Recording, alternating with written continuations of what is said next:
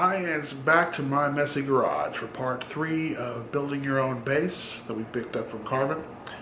Coming to you from a brand new angle of my garage. Hope you like it. Anyway, what we have hanging behind me there, repurposed the rod there from the Bowflex, is the bass that I have been working on for the last 2.5 weeks. We've had a number of setbacks. We've used some of the wrong polyurethane products with the stain that we had. We've used some stains that didn't work. So we've had to do some refinishing, retouching, resanding, all kinds of stuff, but hopefully we are completely on the right track. So what we've got back here now, I'll go ahead and turn ahead here and turn toward you, is the bass with its third coat of gloss poly on it. As you can see, there's quite a bit of shine on there. That's the front. And here is the back of the bass. One thing that was one of the more difficult things to come up with, which actually became one of the simplest things I've done, was find a way to hang up the bass while I was finishing it. Somewhere where it wouldn't touch anything. I could put that, full coat of everything on there and not make a mess. Well, there's some pre-drill holes in there for the neck, and I took a clothes hanger, that's what it's hanging by. I clipped off the ends, stuck it through those pre-drill holes, which is plenty of room for clearance through there. I bent them up on one end, I bent the other end up with a hook, and I put it there on one of the rods for the Bowflex. Now, if you don't just happen to have a Bowflex,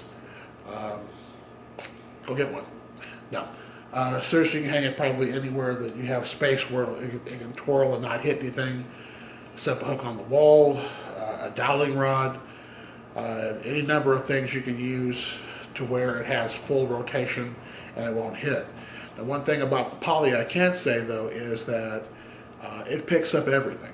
So if there's any dust, pollen, a bug flies into it, it's going to stick. So even after I cleaned off my work surface here, I still found hair on it. I mean, it has an amazing ability to suck in any particle that doesn't belong on there. So be careful about your work area, be careful about your stuff, about activity, traffic coming in and out as you do it, because anything can end up on this thing, it will.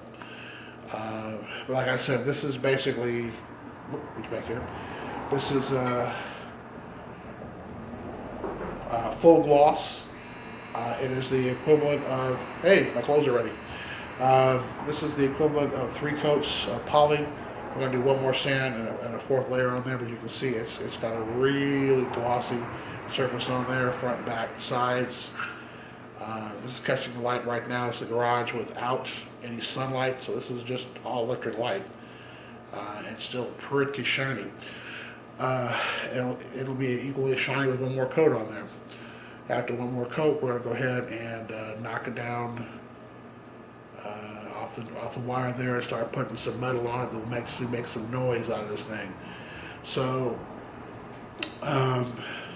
having done the experience, I learned quite a bit. Am I really anxious to jump in and do another one? Not so much, but I'm more prepared. So I've got lots of stains over there, largely because I made several mistakes. That's why I have several stains over there.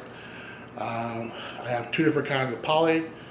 I have lots of sandpaper, even some steel wool, which is good for certain kinds of things as far as finishing is concerned.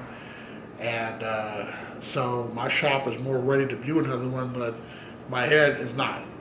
So anyway, look for another episode of this coming up next week with actual hardware going in.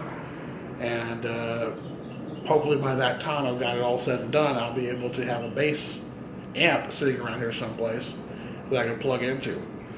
As it is, I haven't been actively playing a bass out for a while, so I haven't really needed an amp.